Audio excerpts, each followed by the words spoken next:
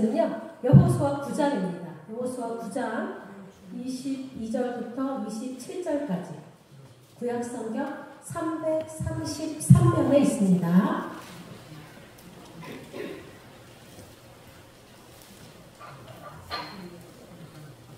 여호수아 9장 22에서 27절까지 말씀입니다. 여기 한 절씩 교독하겠습니다. 제가 먼저 읽겠습니다. 여호수아가 그들을 불러다가 말하여 이르되 너희가 우리 가운데에 거주하면서 어찌하여 심히 먼 곳에서 왔다고 하여 우리를 속였느냐. 너희가 저주를 받으니 너희가 되려며 종이되어 다 내 하나님의 집을 위하여 나무를 패며 물을 빚는 자가 되리라 하니 그들이 여호수아에게 대답하여 이르되 당신의 하나님 여호와께서 그의 종 모세에게 명령하사 이 땅을 다 당신들에게 주고 이 땅의 모든 주민을 당신들 앞에서 멸하라 하신 것이 당신의 종들에게 분명히 들리므로 당신들로 말미암아 우리가 목숨을 잃을까 심히 두려워하여 이같이 하였나이다. 어서서 이제 우리가 당신의 손에 있으니 당신의 귀향에 좋고 우리에게 하소서 한지라. 여호수아가 그대로 그들에게 하여 그들을 이스라엘 자손의 손에서 건져서 죽이지 못하게 하니라. 그날에 여호수아가 그들의 당신 곳에서 회중을 위하여 여호와의 제단을 위하여 나무를 패며 물 깃는 자들로 삼았더니 오늘까지 이르노라. 아멘. 예, 오늘은요 그동안 우리가 좀 잘못 이해하고 있고 좀 의문이 남아있는 그런 본문을 좀 살펴보고자 합니다. 바로 기브온 족속들에 대한 이야기인데요. 여러분 우리가 여호수아 9장을 잘못 읽으면 하나님을 좀 오해하기 쉽습니다. 사실 제가 좀 그랬거든요. 그래서 오늘은 그 오해를 한번 풀어보도록 하겠습니다. 먼저 여호수아 9장 1절은요. 그 가나안의 모든 족속들이 이 일을 듣고 이 일에 이스라엘하고 싸우려고 준비하고 있습니다. 이 일이 무엇입니까? 여호와 하나님이 그 이스라엘 백성들에게 가나안 땅에 들어와서 여리고성과 또 아이산을 함락하게 해주셨죠. 이것들을 그 주변의 족속들이 다 보고 들었습니다. 그래서 9장 2절에 보니까요. 이들이 이제 이스라엘과 맞서서 싸우려 한다고 준비하고 있습니다. 근데 3절을 보니까요. 기브온 족속은 싸울 준비를 하는 게 아니라 낡은 옷과 낡은 신발을 신고 헤어진 가죽 부대를 들고 여호수아를 찾아갑니다. 그리고 이렇게 말합니다. 우리는 먼 나라에서 왔는데 당신들과 조약을 하고 싶소. 그러니까 너네 가나안 사람들 아니야? 이렇게 물어보거든요. 그러니까 아우 아닙니다. 우리는 아주 심히 먼 나라에서 왔습니다. 우리는 당신과 당신의 하나님에 대한 이야기를 다 듣고 나지 당신의 그 하나님 믿고 싶어서 왔습니다. 당신들이 우리를 받아주시고 우리를 보호해 주시면 우리는 충성을 다하겠습니다. 여러분 이들이 제안을 한 조약은요 어떤 평등한 동맹의 조건이 아니라 복수, 주종의 그런 그 관계를 제안을 한 것이거든요. 그러니까 그들이 이렇게까지 얘기를 하니까 여호수아가 이들의 요구를 들어주지 않을 수가 없었습니다. 왜요? 여호수아가 마음이 약하고 인정이 많아서입니까? 아니요. 명백한 하나님의 말씀이 있었기 때문입니다. 여러분 신명기 20장 10절에서 12절까지 말씀인데 우리 크게 한번 읽어보겠습니다. 시작! 내가 어떤 성으로 나가서 치료할 때는 그 성에 먼저 화평을 선언하라. 그 성이 나를 화평하기로 하고 너를 위하여 성문을 열거든 그 모든 주민들에게 내게 조공을 마치고 너를 섬기게 할 것이오. 만일 너가 화평하기를 거부하고 너를 대적하여 상대하거든 너는 그 성에 들어갈 것이며. 예, 여호수아가 이 말씀을 알고 있었거든요. 그래서 이들이 화친을 요구하자 그 제안을 받아들인 겁니다.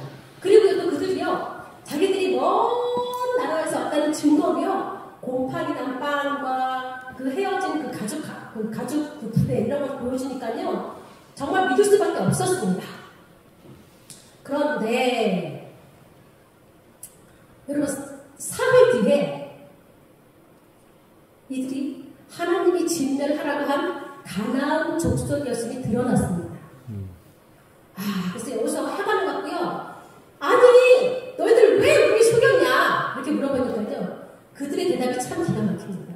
이들이요, 하나님께서 하신 말씀이 그대로 이루어진 것을 보고 들으면서 하나님 믿고 싶었습니다. 이렇게 대답하는 겁니다. 그래서 이들이요, 다른 족속들처럼 이스라엘과 싸우려고 한 게 아니고요, 항복. 야, 이거는 인간의 힘으로는 이거 안 된다. 절대로 우리 힘으로 안 된다. 야, 우리도 저 이스라엘을 도와주시는 그 하나님을 한번 믿어보자. 이렇게 된 겁니다. 그렇다면 여러분, 이 기브온 사람들이요, 다른 가나안 족속들보다 힘이 약하고 좀 보잘것없는 사람들이었을까요? 그래서 이렇게 싸워보지도 않고 바로 항복을 하는 것일까요? 성경은 아니라고 증언하고 있습니다. 여호수아 10장 2절을 보겠습니다. 여호수아 10장 2절인데요. 10장 2절을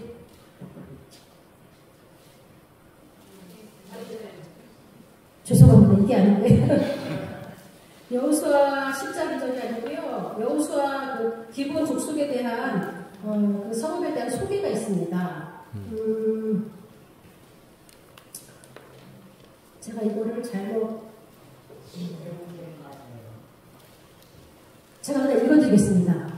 기브온은 큰 성읍이라 왕이 있는 성읍들 중 하나와 같고 또 아이보다 크며 그 사람들은 다 강하더라. 그러니까 여러분, 그 기브온 족속이요, 그 가나안 그 히비 족속 중에서 꽤 큰 성읍이었습니다. 그리고 그 사람들도 강하더라. 기브온 큰 사람들이라는 뜻입니다. 그런데 이들이요, 하나님에 대해서 그 소문을 듣고 나니까 누구처럼 믿음이 생겼다? 기세라. 야, 이거 설명 불가. 인간의 힘으로는 도저히 싸울 수 없는 싸움이다.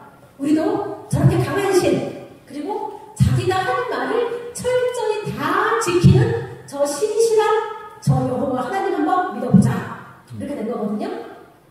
이들이 참 지혜가 있었던 인정인 것 같습니다. 그런데요, 이 사람들이요, 하나님에 대한 소문도 들었지만 하나님의 율법의 말씀도 들은 것 같아요. 그렇게 추론할 수 있는 두 가지 이유가 있는데요. 먼저 9장 11절에서요, 이렇게 얘기합니다. 자기들의 장로들과 주민들이, 이 말이 힌트거든요. 여러분, 장로들이 누구입니까? 자기네 성경에서 종교 지도자들입니다. 종교 지도자들이 주장을 하니까 이들은요, 따라합니다. 그러니까 이 종교 지도자들이 하나님에 대한 소문도 소문이지만 아마도 이들이 아마 하나님의 말씀을 듣고 뜻을 굳혔을 것으로 보이는데요. 이들이 하나님의 말씀을 들은 것으로 추정되는 본문이 8장에 있습니다. 8장 30절부터 35절까지 보면요, 여호수아가 아이성 전투를 이기고 난 다음에요, 그 다음 전쟁을 준비하는 게 아니라 그 모세가 명령한, 신명기 27장에서 모세가 명령한 그 에발산과 그리심산에 가서 거기서 하나님의 율법의 그 말씀을 낭독합니다. 근데 여러분, 아이성에서 에발산까지 가요, 거리가 꽤 멉니다. 한 60km? 그러니까 한 4일 길을 가야 되는 그 먼 거리인데요. 그 3일 정도를 걸어가서 그 에발산에서 그 이스라엘 백성들이 모세의 명령을 수행하거든요. 근데 여기 35절 보니까요, 거기에 이방인들과 거류민들이 있었다고 기록을 하고 있거든요. 그러니까 아마도 이 기브온 족속의 장로들이요, 이스라엘 사람들이 전투에서 이기고 나더니 또 싸울 준비를 하는 게 아니라 어디 저 멀리 산으로 가서 뭐 하나님의 말씀을 낭독한다더라, 이런 소문을 듣고요, 그 우리들에 끼어서 따라가서 하나님의 말씀을 듣고 온 것 같습니다. 그런데 그때 낭독한 말씀이 무엇입니까? 복과 저주. 너희들이 하나님의 말씀에 순종하며 복을 받는데, 이 복은 나가서도 복을 받고 들어와서도 복을 받는 참 기가 막힌 복인 거예요. 근데 기브온 사람들 입장에서 보니까요, 너무 쉬운 거예요. 아니, 하나님이 말씀하신 것 그대로 듣고 순종하면 되는데 뭐가 문제야? 뭐가 어려워? 누워서 떡 먹기래? 더 이상 된 거죠. 그래서 이 장로들이 돌아와서 그 기브온 주민들에게 하나님의 말씀을 설명해주고 우리 괜히 싸울 것 없이 그냥 그 사람들 앞에 엎드립시다. 이렇게 된 거죠. 사실 성경에는 뭐 자세한 설명이 없이 그저 하나님이 하신 일, 하나님의 소문을 듣고 찾아왔다고 되어 있지만 여러분 상식적으로 생각해 보십시오. 기생 라합의 경우는 본인이 하나님에 대한 그 일을 소문을 듣고 믿음이 생겼어요. 그래서 자기 가족들만 설득하면 되지만 그래서 그게 크게 어렵진 않았을 것 같아요. 근데 지금은 한 가정이 아니라 기본 성 온 백성들이 다 한마음이 돼서 찾아온 겁니다. 이것은요 한두 사람의 힘으로 되는 것도 아니고요. 또 한두 가정이 마음이 맞는다고 되는 것도 아닙니다. 왜냐하면 그들의 종교 지도자, 즉 장로들이요 직접 결정했기 때문에 그들이 모두 순종해서 따를 수밖에 없었던 것입니다. 저는 그래서요 처음부터 한번 물어봐야겠다. 그 기본 장로들한테 그때 에바서 따라가셨죠? 가서 하나님 말씀 직접 들으셨죠? 그때 그 감정이 어떠셨어요? 저는 그걸 꼭 물어보고 싶습니다. 그리고 또 한 가지 증거가 있는데요. 9장 24절이에요. 그들이 그 대답하는 내용 중에요. 그의 9장 24절입니다. 그의 종 모세에게 명령하사 이 땅을 당신들에게 주고 이런 말씀이 있어요. 9장 24절입니다. 여러분 이들이요 모세까지 압니다. 여러분 이들은 가나안 족속이고 모세는 이미 죽었고 여호수아가 이 땅에 와서 이제 여리고성과 아이성 전투 여기에 대한 소문을 들었는데 이 모세를 알고 있다는 건 이건 분명히 에발스탄의 그 율법의 말씀을 들었다는 증거로 충분합니다. 아무튼 이 기본 주민들은요 하나님의 소문을 듣고 그 지도자와 대표자들이 아주 신중하게 그 민족들이 하나님 이들을 주의 깊게 살핀 후에 그들에서 많이 알아보고 그들이 가는 곳을 뒤따라가서 하나님의 그 율법의 말씀까지 다 듣고 와서 결정한 일입니다. 여러분 혹시 우리 주변에 이런 사람 있지 않으세요? 하나님을 믿으라 말에 무조건 노를 하는 게 아니고요. 성경 한번 읽어보고 또 이해가 안 되는 거 질문도 좀 하고요. 그리고 또 하나님과 관련된 여러 가지 이야기들을 되게 열린 마음으로 듣습니다. 그리고 혼자 보고 생각하고 고민을 하는 거죠. 그러니까 좀 시간이 걸리더라도 스스로 알아보고 찾아보려고 노력을 하는 그런 사람들이 제 주변에도 있었는데 제가 예전에 회사 다닐 때 저희 부서 옆에 한 과장님인데요. 이분은요 그 당시 대통령이 이명박 대통령이었는데 이명박 대통령이 크리스찬이라고? 그러면서 호기심이 생기셨어요. 그분의 생각은 이겁니다. 아니 이명박 그분은 누가 봐도 돈이 없나? 너무 많지. 병이 있나? 너무 건강해 보이는데? 그리고 서울시장까지 지냈으니까 명예도 있지. 또 지금은 대통령이지. 아니 그 사람은 모든 사람들이 갖고 싶은 거 다 갖고 있는데 왜 하나님 믿는 거야? 이분은 이게 궁금한 겁니다. 이분은요 사람이 종교를 가진다는 걸 어떻게 생각했냐면 아이고 저 찌질이들 지가 가진 게 없으니까 뭐 하나 교회 가서 뭐 얻어먹으려고 저러는구나 그런 생각을 갖고 있었어요. 근데 교회 다니는 사람들한테 아이고 이거 나약한 인간들 저거 의지가 없으니까 그렇지 아이고 불쌍한 것 이런 생각을 많이 했었는데 이명박 대통령이 된 다음부터 마음이 좀 생각이 바뀌더니요 그렇게 혼자 알아보고 말씀도 보고 예배도 한두 번 안 보시더니요 믿음이 생기셨습니다. 저는 그분을 보면서 와 기본적 속이야. 제가 그렇게 한번 별명 붙인 적이 있었는데요. 지금 그분을 서울에 한 장로교회에서 장로님으로 계십니다.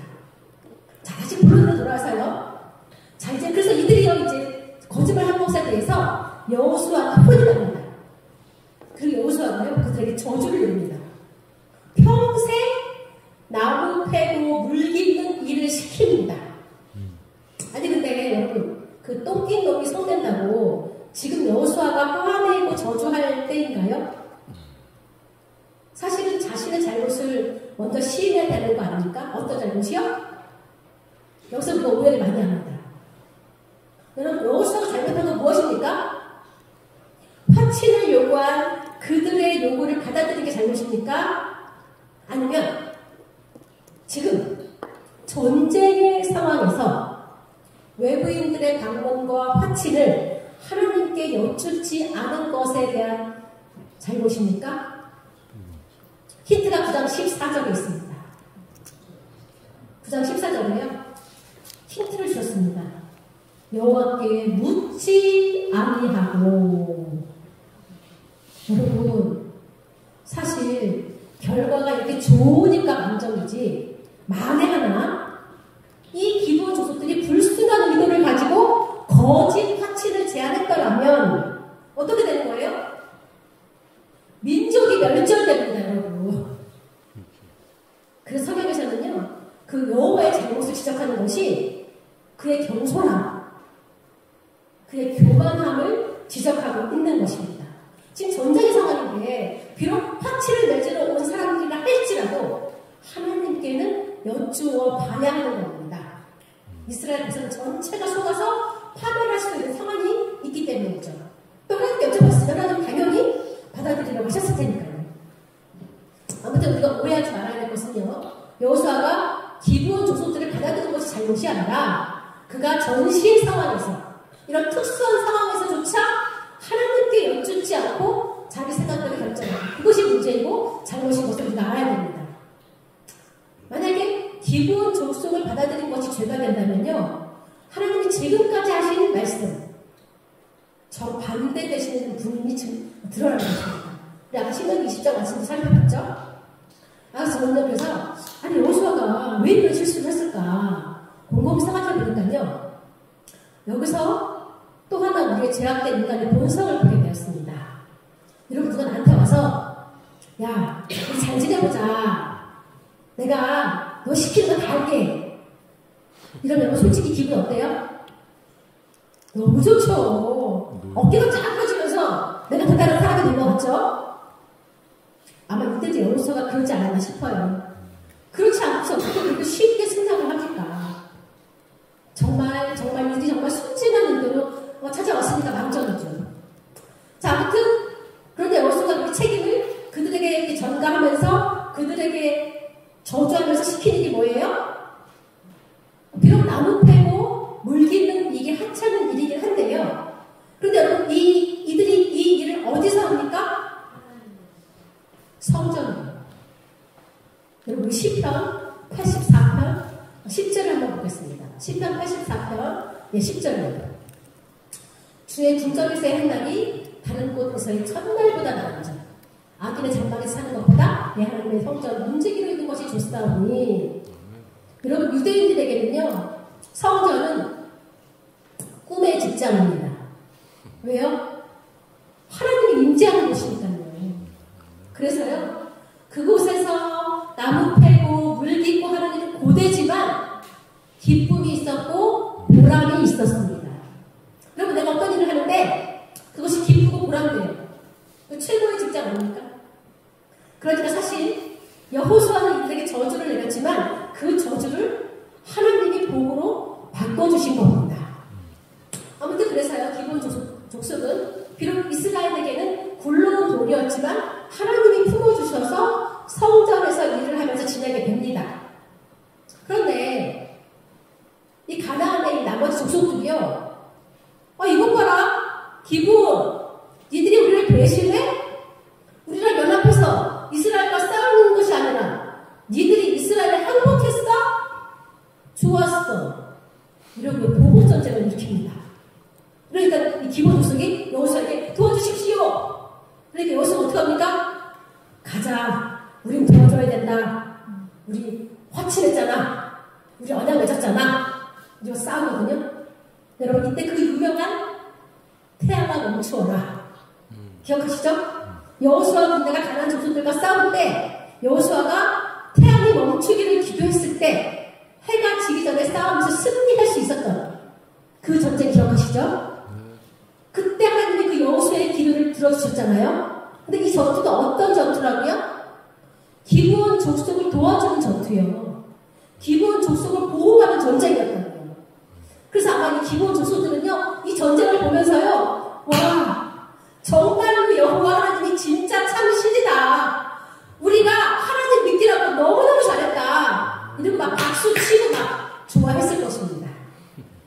그래서 이들이요, 다 자신들의 힘과 능력을 의지하지 않고 오직 하나님만 믿고 의지하고 살겠다고 찾아온 이 낯설지만 새로운 공동체에서요, 이들이 정말 열심히 잘 적응하고 아주 성결하게 하나님을 잘 섬기며 살았습니다. 즉 이들은 굴러돌이었지만 유대 공동체 안에서는 또 낮은 자리에 있었지만 그곳에서 정말 충실히 하나님을 섬겼고, 그리고 오랜 세월이 흘러도 변함없이 그 자리에서 자신의 본분을 잊지 않고 자신들의 정체성을 지키려고 노력했던 사람들이니 성경 곳곳에서 발견이 됩니다. 그 증거가 먼저 여호수아 9장 27절입니다. 여호수아 9장 27절에요. 우리가 오늘 읽었던 말씀의 마지막 구절입니다. 9장 27절까지 읽어보니까요, 와, 이들이 오늘까지 이르니라. 이것은요, 여호수아 이후에도 계속 기브온 사람들이 성전에서 일하고 봉사하고 있었다는 역사적인 연속성을 강조하는 표현입니다. 즉 이들은 레위인처럼 성전에서 제사적인 직무를 맡지는 않았지만 물 깃기, 나무 패기, 청소와 같은 이 실무를 감당하면서 살았습니다. 또 있습니다. 느헤미야 3장 7절입니다. 느헤미야 3장 7절에 예, 이들이요 아주 먼 훗날 바벨론 포로 시절과 그 귀환 이후에도 공동체를 위해서 중요한 역할을 했다는 성경적인 증거입니다. 이들이 바벨론 포로에서 돌아와서요, 성벽 재건 공사에 자발적으로 참여하고 그 귀환한 유대 공동체의 한 일원으로서 책임을 다했다고 지금 기록을 하고 있습니다. 또 느헤미야 7장 25절에도 있습니다. 기브온 사람이 95명이에요. 이게 뭐냐면요, 포로 귀환 명단에 이 기브온 사람들이 들어가 있습니다. 그들이 이방 출신임에도 불구하고 이들 공동체의 그 일부로 존중을 받았다는 것이 이렇게 기록이 되어 있거든요. 여러분, 바벨론 포로에서 귀환하지 않으려고 해서 에스라가 고생한 집화 혹시 생각나세요? 바벨론에서 70년 살다 보니까요, 돌아가고 싶지 않은 거예요. 바벨론이 내 고향 같고 너무 익숙하고 터가 잡혔으니까 이 모든 기득권 다 포기하고 다시 맨땅에 헤딩하고 싶지 않다. 난 안 갈래.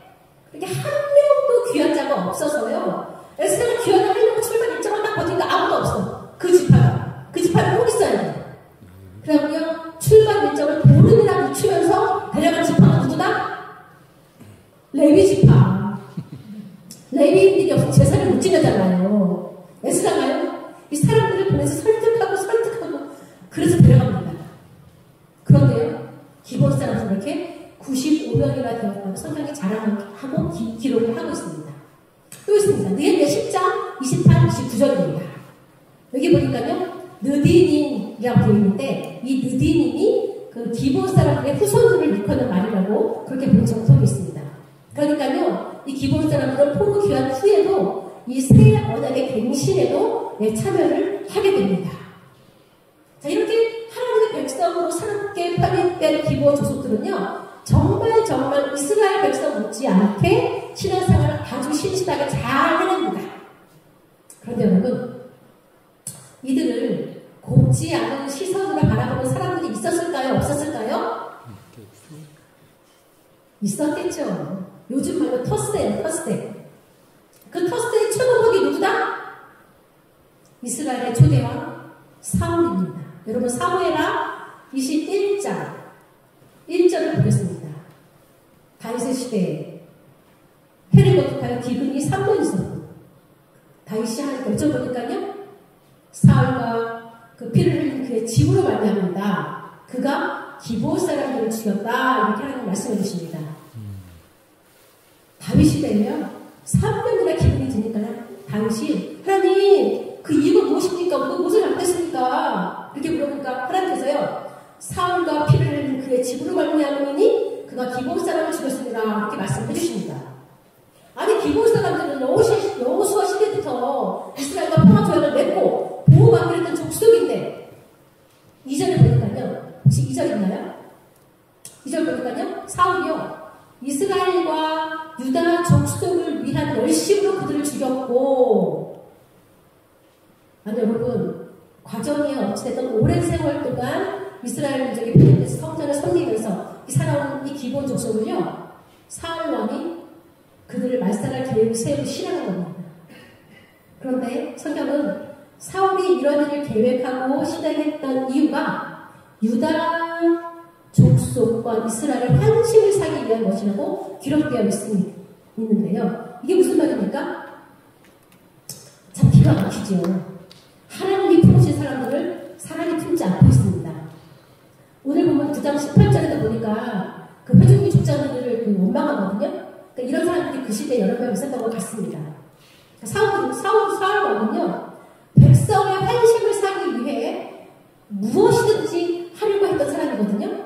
그런데 그 당시에 그 이스라엘 백성 중에서도 혈통, 이 피의 순수성을 강조하면서 그 이방 민족들에게 반감을 품고 있었던 사람들이 좀 있었던 것 같습니다.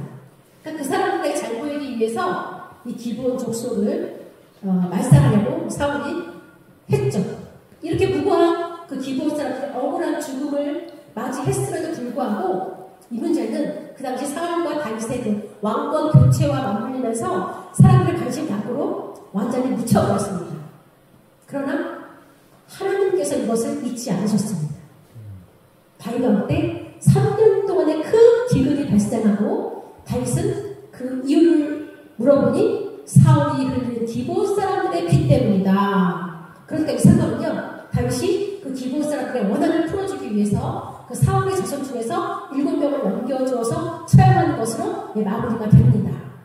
여러분, 우리 안에 우월의식, 텃세, 이게 이렇게 유용합니다. 자, 그렇다면 우리 지금 현대교회에는 텃세가 있다 없다? 있죠. 여러분, 제가 아는 교회에 나갔다가 그 교묘한 텃세, 겉으로 웃으면서 친절한 척 다가오는 그 텃세에 몸서리를 치며 난 다시 교회 안 나가, 그러신 분이 계십니다. 나는 친절이라고 겉들었는데 혹여나 그것이 텃세를 보이지 않았는지, 나는 친절한 말을 했다고 하는데 혹시 그 말이 가시가 있지 않았는지, 여러분이 정말 조심해야 됩니다. 자, 그렇다면 오늘 우리 현대교회에서 기본 족속이 누구일까요? 외국인 노동자, 외국인 며느리, 또 타 지역에서 이사온 이주민들 들러보면 많이 있습니다. 우리 이들이 다 기본 족속이라 생각하고요, 더 다정히 살뜰히 보살펴주고 사랑을 주는 그런 처음에 우리 식구들이 다 되었으면 너무너무 좋겠습니다. 근데 사실 곰곰이 생각해보면 여러분, 우리도 굴러온 돌이었잖아요. 이 교회에 머리 대신 예수님 빼놓고 일단 굴러온 돌 아닙니까? 우리 개울이 올챙이적 생각 못하는 이런 오류를 범하지 않기를 간절히 축원합니다. 자, 이제 결론입니다. 서양 속담에 새 빗자루가 더 잘 쓸린다, 이런 말이 있습니다. 또 새바람이 불어야 공기가 맑아진다, 이런 말도 있습니다. 여러분, 기브온 족속은요, 이스라엘 사람들에게는 새 빗자루였고 새 바람이었습니다. 그런데 이들이 참 기질이 선하고 지혜로운 사람들이었던 거죠. 그래도 똑같이 보고 들은 사실에 대해서 남들과 다른 판단과 선택을 하는 그런 사람들이었습니다. 그리고 그들은 자신들이 맡은 자리에서 변함없이 충실하게 섬김의 모습을 보여준 아주 신실한 사람들이었습니다. 우리나라 속담에 굴러온 돌이 박힌 돌을 빼낸다, 이런 말이 있는데요. 오히려 굴러온 돌이 잘 굴러와서 자기 자리를 잘 잡고 박힌 돌과도 조화롭게 잘 지내면서 오히려 박힌 돌들을 도와주는 정말 아름다운 모습을 우리가 기브온 족속을 통해서 볼 수 있습니다. 그래서 여러분, 우리도요, 혹여나 내 안에 내가 온전하고 내 안에 나도 모르는 텃세 의식이 있지는 않은지 우리 시간 저에게 좀 배워보길 원합니다. 그래서 오늘 이 살펴본 기브온 족속이요, 하나님이 좋아서 하나님 믿으려고 종이 된, 정말로 하나님 입장에서 너무너무 예쁜 그런 민족이었습니다. 그런 사람들을 내 기준으로, 내 기분으로 함부로 대하면 절대로 안 된다. 하나님이 품으신 굴러온 돌이 더 든든한 박힌 돌이 되는 모습을 우리가 기억하면서요, 우리 안에 혹여나 아주 작은 우월감이 있다면 우리 시간 예수님의 이름으로 폐해지기를 축원합니다.